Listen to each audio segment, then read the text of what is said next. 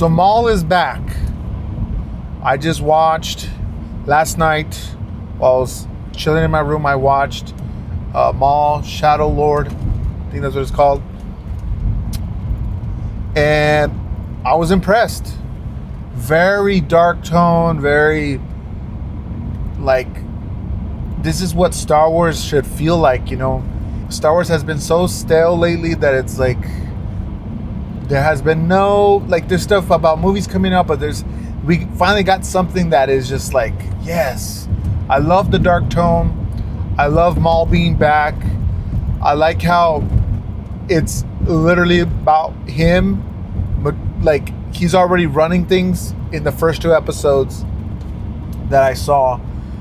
And as a big Star Wars fan, this is what fans need or deserve from all, you know.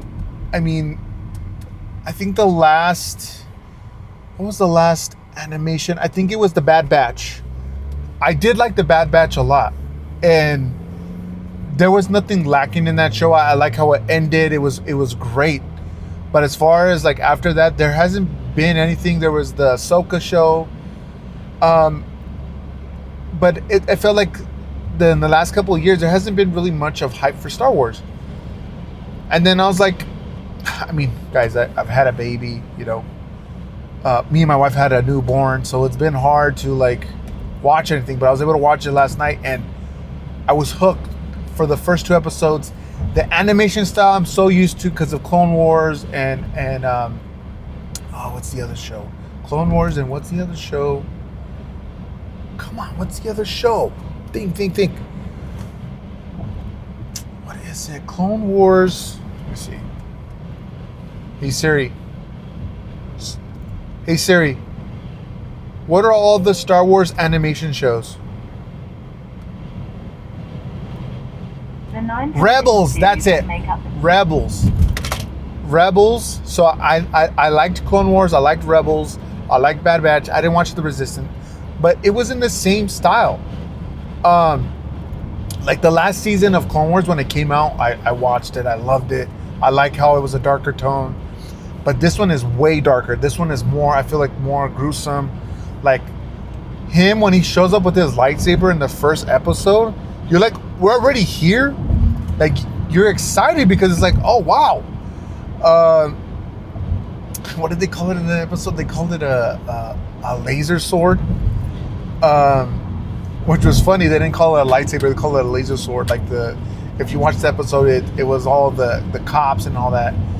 And like, you just jump right in, which I liked, which I'm glad. It wasn't a fluff episode. The first episode wasn't a fluff episode. It was right in. You dove in, and you're already in it. Like, Maul's already, like, you know, he's already in charge of what's going on. And I like how they're keeping him, like, they're not making him the good guy. They're making him the bad guy. Like, he's still the bad guy, which I like. Don't make me feel bad for him.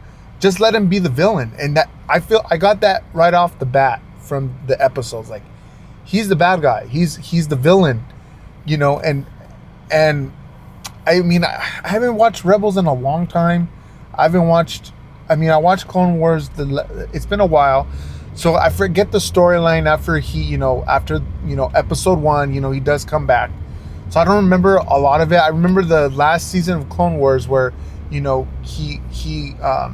Ahsoka helps him escape from that facility he's being locked in, and then they have that final fight, and then you kind of just, you know, then it goes into Bad Batch after that, and, you know, you don't really see Maul after that much. So I really didn't have no expectations from this show, and to me it turned out great. Like, low expectation, and I feel like, in essence, this is what fans want, is of like a gruesome, dark story in the Star Wars universe. And I feel like Dave Filoni did deliver on that. And it's crazy, the animation at times looks so cinematic that I was like, this looks like it would be like, it's live action, but it's in animation style. And I was like, man, it looks so good. Like, very fast paced. The way they cut it up was very fast paced, and sometimes I feel like some episode in Clone Wars they feels like really slow, and the way it wasn't like, because we're nowadays we're you know, our brains are trained to be like, oh, so many cuts. So I like how like it flowed very well too, even though it was fast paced and you're already in the action. It felt really slow. And they wasted no time showing you lightsaber fights and showing him using the Force. And you meet some new characters that supposedly there's a character that's a Jedi. I don't know all the names. You know, I'm not good with names. I just know, you know, there's two characters in there that I'm guessing they're Force sensitive, and they seem to be Jedis. And Maul captures one of them, which is like I guess she's a teenager in the show, or a young person in the show, or like not an adult. So, and that he knew she was a Jedi off the bat. He could sense it, and you already kind of know where this is going. That she's gonna be, you know, she looked like she was on the streets with this other Jedi. Like it just looks like you already know where this character is gonna go. Probably being an apprentice under Maul. And yeah, the first 2 episodes were great. It's a great start. Like, this is how you get people hooked back in, because Star Wars also, same as Marvel, has not had a good track record, especially the last season of Mandalorian, and a lot of negative stuff coming out about Mandalorian Grogu movie. So this is actually a big W for the Star Wars community, Star Wars fans. And I think everybody's excited.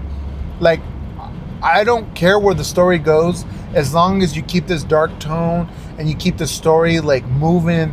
And like, I don't need it to connect to Darth Vader or Anakin. I don't need it to connect, but if it does, that's a bonus. But let it be its own story. I don't mind it being its own story. It's in the same universe. Like, I don't need to see Ahsoka. I don't need to see Obi-Wan.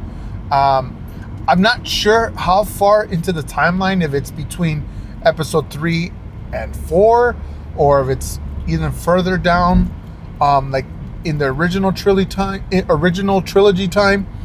I have no idea.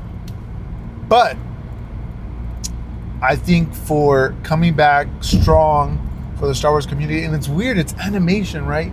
You would think, oh, this, you know, movies are the... No, I think the way Star Wars is winning right now is in animation, because that, I mean, Dave Filoni knows how to do animation.